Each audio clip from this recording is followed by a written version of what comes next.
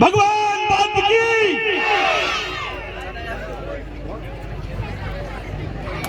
कुंभ राज की इस पावन धरती पर आज मुझे आने का मौका मिला और आप सबके बीच में मैं सौभाग्यशाली समझता हूं अपने आप को कि आपके बीच में आज मैं हूं। इसके पहले मैं कई बार प्रशासनिक काम से यहां आ चुका हूं और यहां कुंभराज का सेक्टर अधिकारी भी मैं रहा मुख्य निर्वाचनों में। सबसे पहले मैं आपको एक खुशखबरी देना चाहता हूं। संतोष भारती जी के माध्यम से विधायक जी के प्रयासों से 2 लाख रुपए का रविदास मंदिर का प्रस्ताव मेरे पास लंबित है और मैं 1 हफ्ते में उसको स्वीकृत कर दूंगा। दूसरा, अभी हमारी बहन कह रही थी, तहसीलदार साहब भी कह रहे थे और भी कई लोगों ने बोला कि समाज में बहुत सी सामाजिक बुराइयां हैं। आज मैं उन सामाजिक बुराइयों को कहने के पहले, अपने उद्बोधन करने के पहले, मैं हमारे इस कार्यक्रम के मुख्य अतिथि उदय सिंह जी, कन्हैया राम जिलाध्यक्ष जी, बिंदु सिंह जी, शकुंतला जी, अशोक अहिरवार जी, दशरथ जी, वीरेंद्र अहिरवार जी, मोहनलाल अहिरवार जी और इस कार्यक्रम को अंजाम देने वाली हमारी इस कार्यकारिणी के जाबाज कार्यकर्ताओं को नमन करता हूं। साथ ही इस कार्यक्रम की अहिरवार समाज की ओर से अध्यक्षता कर रहे अहिरवार समाज के भंवरलाल जी और जाटव समाज की ओर से लक्ष्मी नारायण जाटव जी का भी मैं बहुत बहुत हृदय से धन्यवाद अदा करता हूं कि उन्होंने इतने अच्छे कार्यक्रम को अंजाम दिया। मैं कई जगह कार्यक्रमों में गया, लेकिन जो कुंभराज में देखने को मुझे मिल रहा है, जो कुंभराज की इस समाज ने जो इतना विशाल कार्यक्रम में सहयोग किया है, मैं कुंभराज की उस जनता जनार्दन के श्री चरणों में अपना मस्तक रखता हूं। ये कार्यक्रम ऐसे ही आयोजित नहीं हो जाते।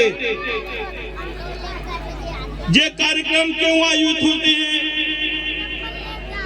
मैं आपसे पूछना चाहता हूं और बताना भी चाहता हूं कि इन कार्यक्रमों से हमें शोषण के विरुद्ध लड़ने की शक्ति मिलती है। लोगों के हौसले पस्त हो जाते हैं कि अहिरवार और जाटव समाज कितना संगठित है। यदि हम उनके ऊपर उंगली उठाएंगे तो हमारा सारा शरीर नष्ट हो जाएगा। मैं आपको 1-2 उदाहरण देना चाहता हूं। बाबा साहब ने कहा शिक्षित बनो। आज बड़े हृदय को बहुत शांति मिली कि यहाँ मेधावी छात्रों को हमने सम्मानित किया और कुंभराज में ऐसी ऐसी विभूतियां हैं जो मध्य प्रदेश के बाहर भी अपना परचम लहराएंगी। मैं उन सब बच्चों को तहे हृदय से धन्यवाद देता हूं। बाबा साहब ने कहा संगठित रहो। संगठन की जरूरत क्या है?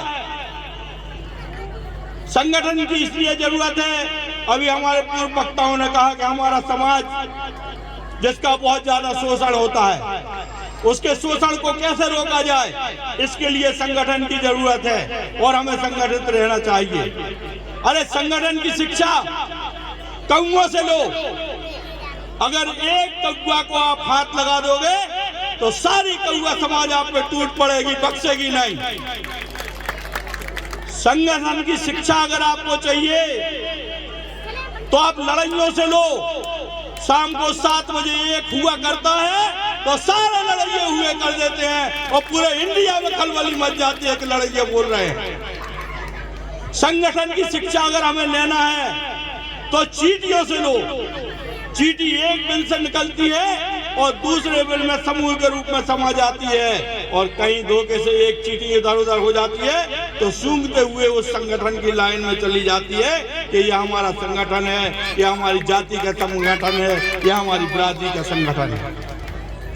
उनका कोई स्कूल कॉलेज नहीं है, उनको कोई समझाने वाला नहीं है, उनको कोई पढ़ाने वाला नहीं है, प्रशिक्षण देने वाला नहीं है। हमारे तो स्कूल कॉलेज हैं, संगठन है, पढ़ाने लिखाने वाले हैं। हम सबका ये कर्तव्य है। मैं पूछना चाहता हूँ, ऐसे कितने लोग हैं जिनके बच्चे स्कूल नहीं जाते?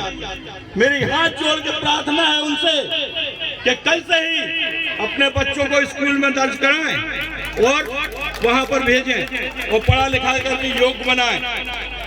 दूसरा, आपका मन और मस्तिष्क आपके कंट्रोल में होना चाहिए। आपका मन और मस्तिष्क आपके कंट्रोल में दिन भर रहता है, लेकिन शाम को जहां दूसरी चीज आ जाती है तो मन और मस्तिष्क आपका डिस्टर्ब हो जाता है। आप शाम को जाते हो कि हमारी माता बहनें बैठी हैं, इनको कितना कष्ट होता है, कितनी पीड़ा होती है, उन बच्चों को कितनी पीड़ा होती है जो आपके बच्चे हैं, और आप पर वो लालवाई दिमाग पर हावी हो जाती है और आपसे वो काम कराती है जो दिन में आप नहीं करना चाहते, लेकिन अपने बच्चों के साथ करते हो, अपनी बहनों के साथ करते हो, अपनी महिलाओं के साथ करते हो, पत्नियों के साथ करते हो।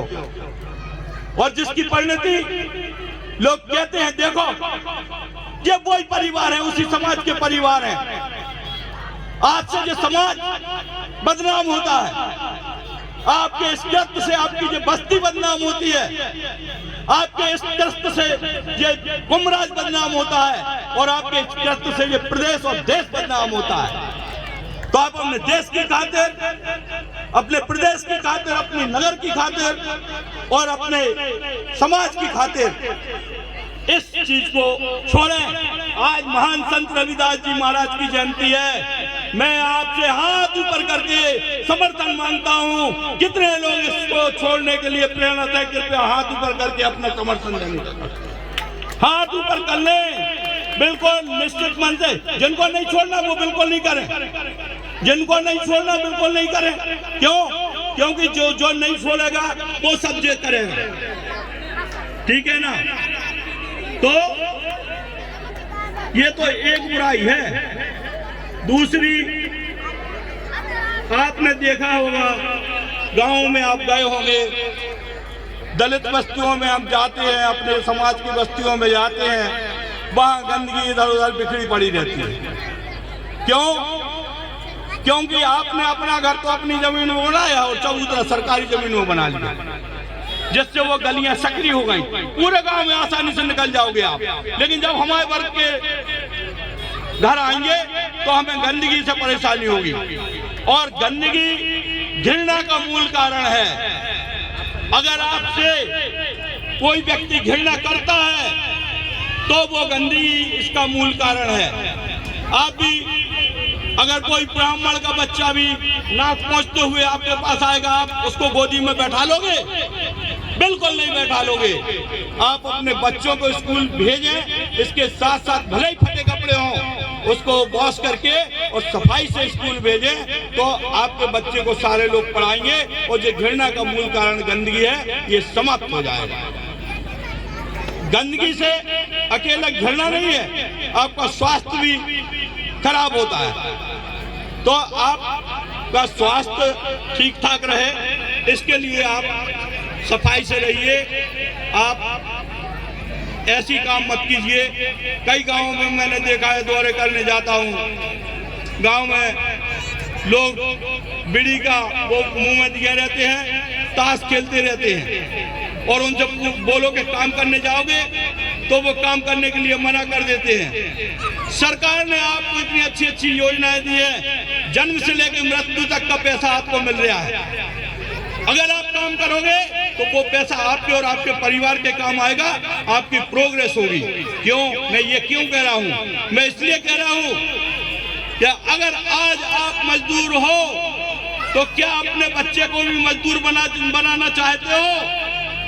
यदि नहीं चाहते तो आप ईमानदारी से, जिसके लिए ईश्वर ने आपको यहाँ भेजा है कि आप परिवार का पालन पोषण करें और बच्चों को पढ़ाएं लिखाएं और आगे बढ़ाएं। यदि आपने बच्चों को आगे बढ़ा दिया तो आपकी 7 पीढ़ी आगे हो जाएंगी, और यदि आपने बच्चों को आगे नहीं बढ़ाया तो आपकी 7 पीढ़ी नीचे चली जाएंगी।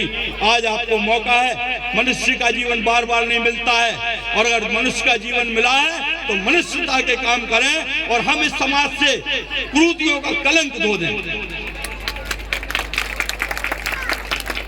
दूसरी, संत रविदास जी महाराज की आज 644वीं जयंती है। हमारे संत उस काल में हुए थे जब देश में मुगलों का राज्य था, जब राजशाही चलती थी, जब जातिवाद कूट कूट के भरा था। ये सारे लोगों ने बता दिया है।